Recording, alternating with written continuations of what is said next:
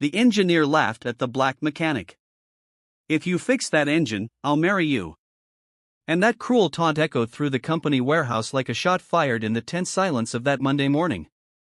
Rebecca Williams, chief engineer at Precision Automotive in Detroit, held her cell phone pointed directly at David Jackson as she repeated the phrase with a venomous smile that didn't reach her eyes. "I'm recording everything, David. When you fail miserably, I want everyone to see what happens when someone tries to take your place." David was 38 years old and had spent more time under car hoods than Rebecca had spent studying at expensive universities. His calloused hands told stories of engines saved when all the other technicians had given up. His small workshop on the south side of town didn't have state-of-the-art equipment or certifications hanging on the wall. But it had something the precision engineering department could never buy: pure mechanical genius. The experimental engine on the metal workbench had withstood 3 weeks of technical analysis. 5 engineers with master's degrees had declared the project dead after catastrophic failure that cost the company $200,000. It was a revolutionary prototype for electric cars with proprietary technology that promised to increase range by 60%. "You have until Friday," Rebecca announced to the small crowd of employees who had gathered to watch the spectacle. "5 days to do what our expert team couldn't do in 3 weeks. And when you fail, I want everyone to understand why some people need to accept their limitations." The comment had come up during a tense meeting about delays on the production line. Someone had casually mentioned that even David from the repair shop down the street could fix this faster than our department. Rebecca had exploded, her cheeks red with anger behind her professional mask. "Bring in this miracle mechanic," then she had taunted in a cutting tone. "If he can fix what 5 trained specialists couldn't, I'll personally hand him a $200,000 a year contract." It was a cruel trap, and everyone knew it. David didn't have a college degree. He didn't have access to proprietary technical manuals, and he certainly didn't have the computerized diagnostic equipment that cost more than most people's homes. "Just look at him," Jake, Rebecca's assistant, muttered to his colleagues. "He probably didn't even finish high school, and he wants to compete with real engineers." David didn't show that he had heard the comment, but his dark eyes were fixed on the complex engine with an intensity that made some of those present shift uncomfortably. It was the silent concentration of someone who had faced impossible challenges before and learned to read secrets that others didn't even know existed. "Pathetic," Rebecca whispered loud enough to be heard, filming every second of the planned humiliation. "He doesn't even know where to start." But while everyone else mocked him silently, something in David's eyes suggested a dangerous serenity that didn't match the seemingly desperate situation. It was the calm of someone who holds information that could rewrite the entire narrative of superiority. There, in front of all the contemptuous stares and cameras pointed at him, he stood firm like someone who knows the true weight of the words he had just heard and the price some would pay for their arrogance. If you're enjoying this story of justice and revenge, don't forget to subscribe to the Black Voices channel to find out how a moment of humiliation turned into the biggest mistake Rebecca Williams ever made in her life. The video of Rebecca's provocation spread through the company's social media like wildfire. In less than 24 hours, the recording had been shared in dozens of internal groups, accompanied by cruel laughter and poisonous comments, dissecting every second of public humiliation. "Someone should tell David that marriage doesn't include medical benefits," wrote Mike from the sales department, followed by a row of crying emojis. "Imagine the look on his face when he finds out he can't even fix a toaster." David found out about the viral video when his teenage daughter Jasmine came home from school with red eyes from crying. "Dad, my classmates are sharing a video of you on TikTok. They're saying horrible things." Sitting in the small living room of the apartment he had shared with his daughter since his wife died in a car accident 5 years ago, David felt a familiar pang of controlled anger rise in his chest. It was the same feeling he had learned to control when the doctors at the public hospital told him there was nothing more they could do for Linda. That maybe things would be different at a private clinic. "Don't listen to those people, Princess," David murmured, hugging his daughter. "Some people only feel important by putting others down." But inside something was being carefully catalogued and filed away in a dark corner of his mind. Every face that had laughed, every cruel comment, every person who had filmed her humiliation for free entertainment.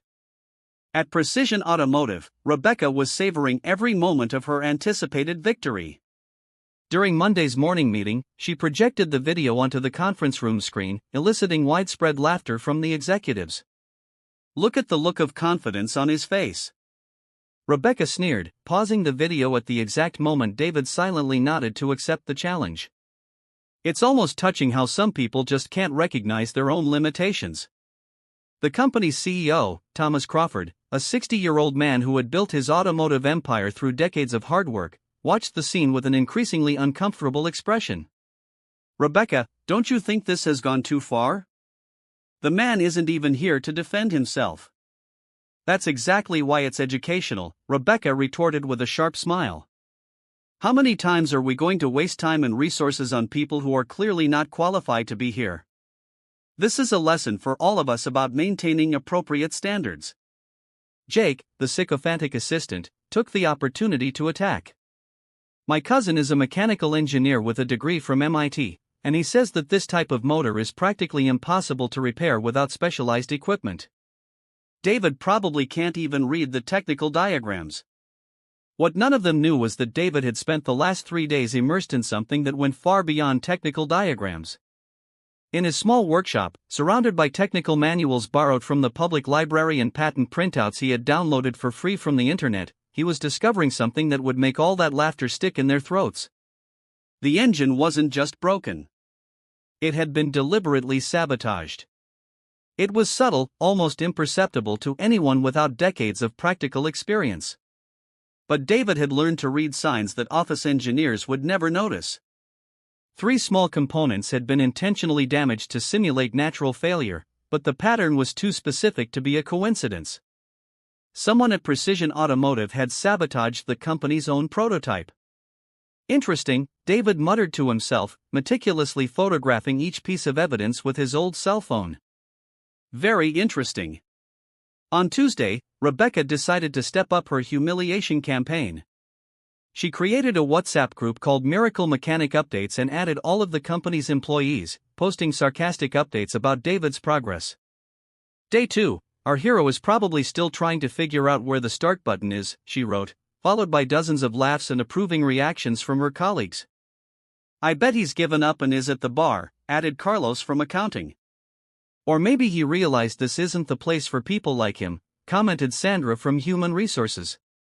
But while the entire company was having fun at his expense, David was having a very interesting conversation with Samuel Torres, a 70-year-old veteran mechanic who had worked at Precision for 40 years before retiring. "That kind of sabotage is the signature of someone on the inside," Samuel said, examining the photos David had taken of the engine. "I know that pattern. I saw it before about 15 years ago when someone was trying to derail specific projects to favor other contracts." David nodded slowly. "You know people who still work there?" Samuel smiled, his eyes sparkling with friendly mischief. "Son, I know people in places you wouldn't believe, and some of those people are very interested in knowing why prototypes are being sabotaged." On Wednesday, Rebecca was so confident of her victory that she did something that would prove to be the biggest mistake of her career. She called a local radio show and told the whole story live, describing David as some mechanic who thinks he can compete with real professionals. "It's a matter of proper education," she explained to listeners. "Some people just need to learn to accept their natural limitations."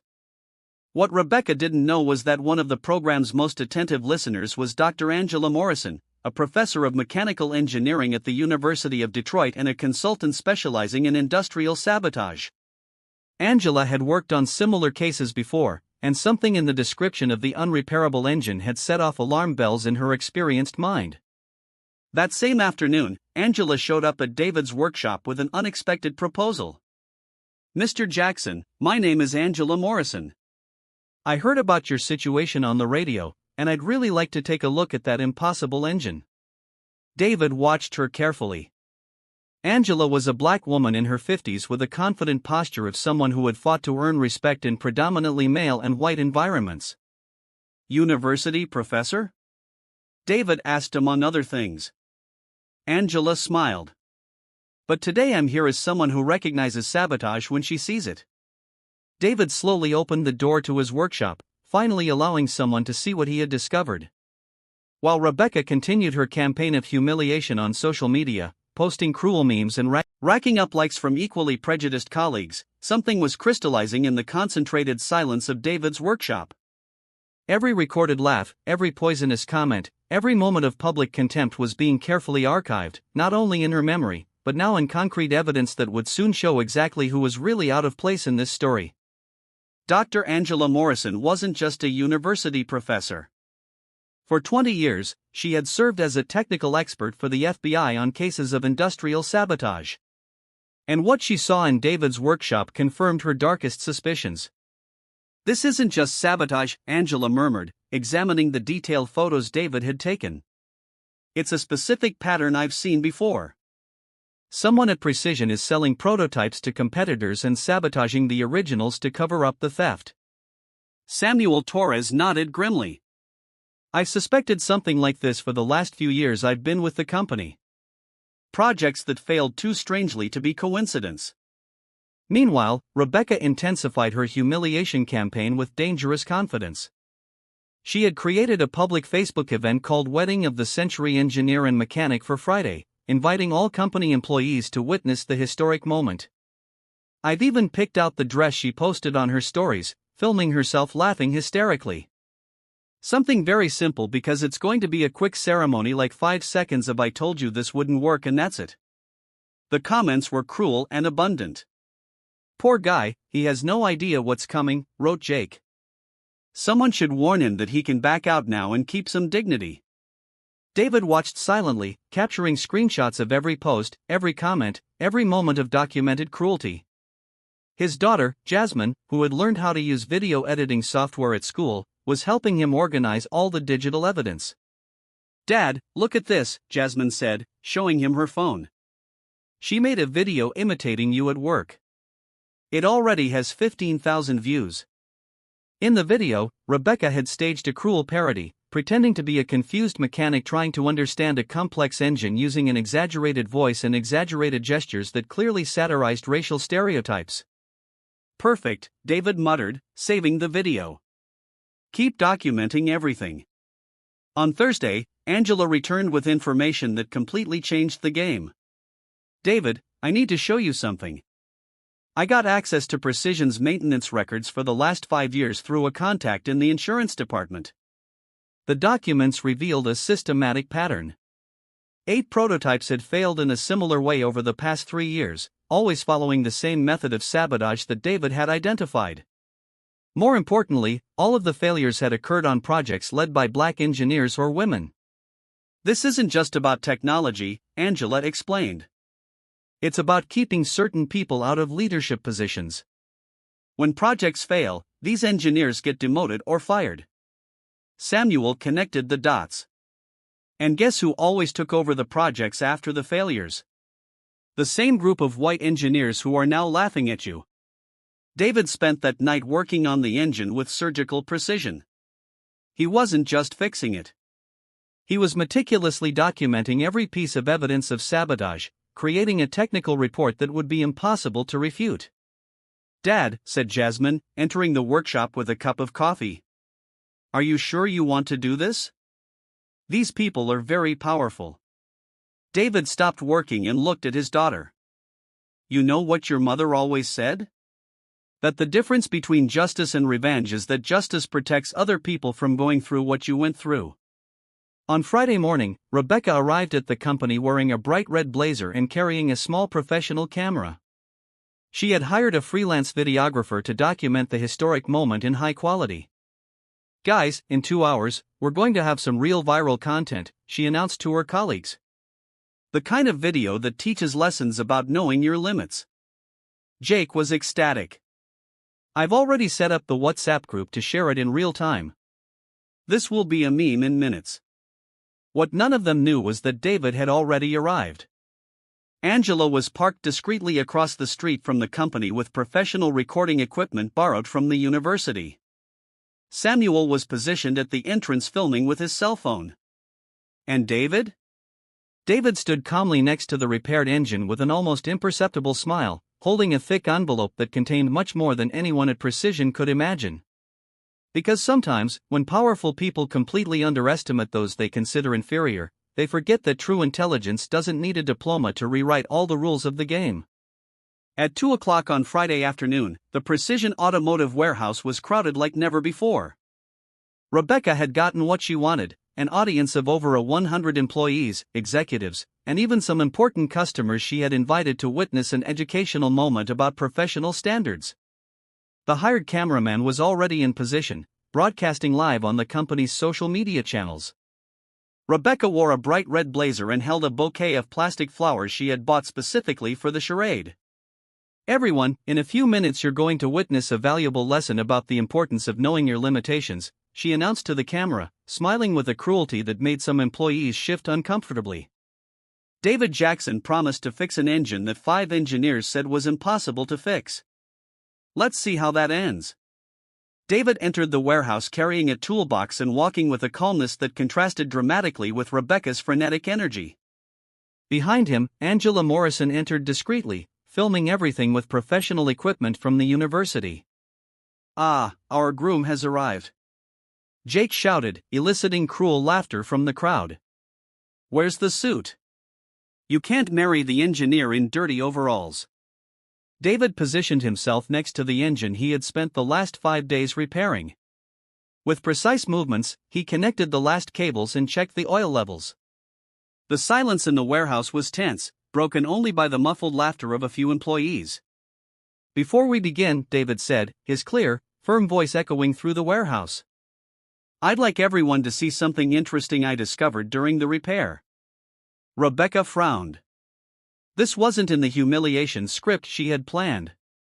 David held up his old cell phone, connecting it to a portable projector Angela had lent him. "This engine didn't break by accident.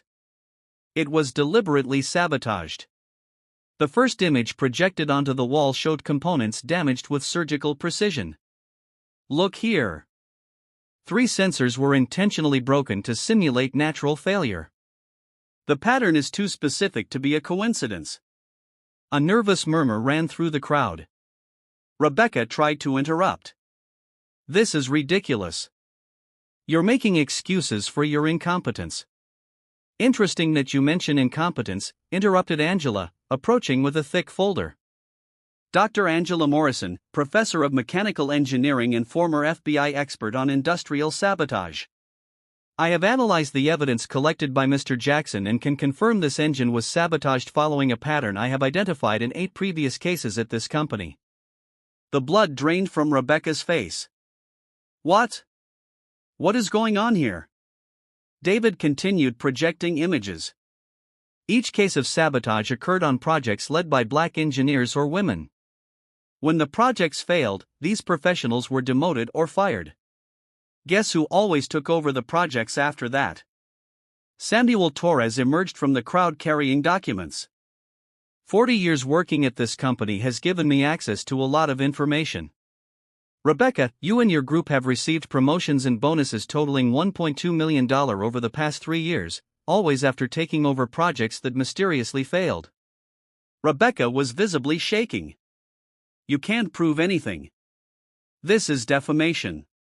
David smiled for the first time in 5 days. "I can. Jake, do you remember the video you made imitating me in a racist way? What you didn't know is that my daughter recorded everything and saved it before you could delete it." The projection changed to the cruel video of Rebecca imitating racial stereotypes.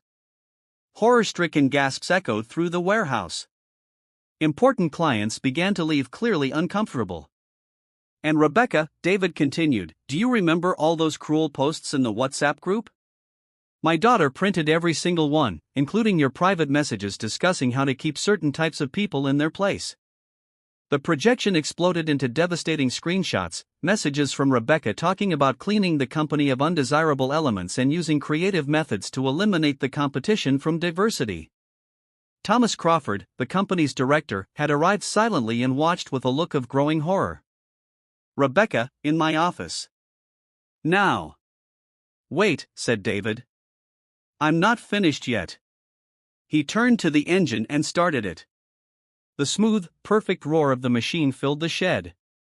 It wasn't just working, it worked better than the original. "This engine hasn't just been repaired, it's been optimized. I've increased its efficiency by 15% using techniques that anyone with real experience, not just a degree, knows. Rebecca collapsed into a chair, her red blazer now looking like a flag of surrender. Tears of anger and humiliation streamed down her face. David stammered. "Jake, we didn't know. It was just a joke." "A joke?" David stared at him coldly. "You tried to destroy my reputation, humiliate my daughter at school, and perpetuate a system that prevents talented people from growing because of the color of their skin. That's not a joke. It's a crime." Angela approached the microphone. "The complete documentation of this investigation has already been sent to the Department of Justice, the State Board of Engineers, and the press.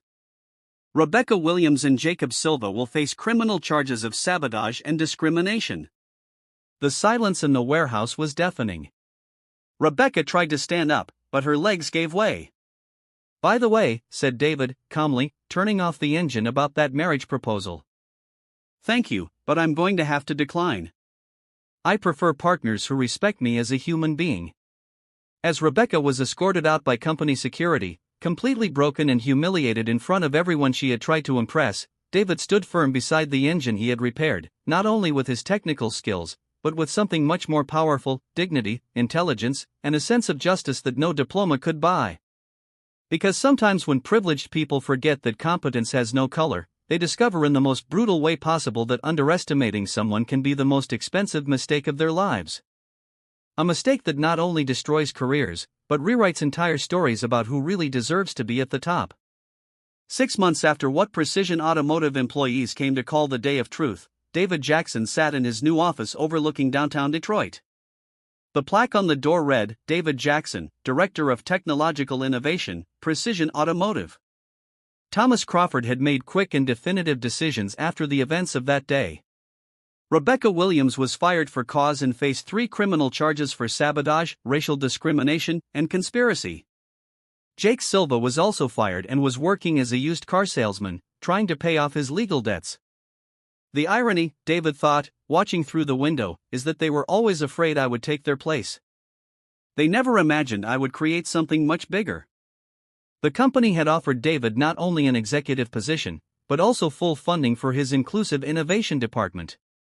His first project, a mentoring program that connected experienced mechanics with newly graduated engineers, was already being implemented in 5 states.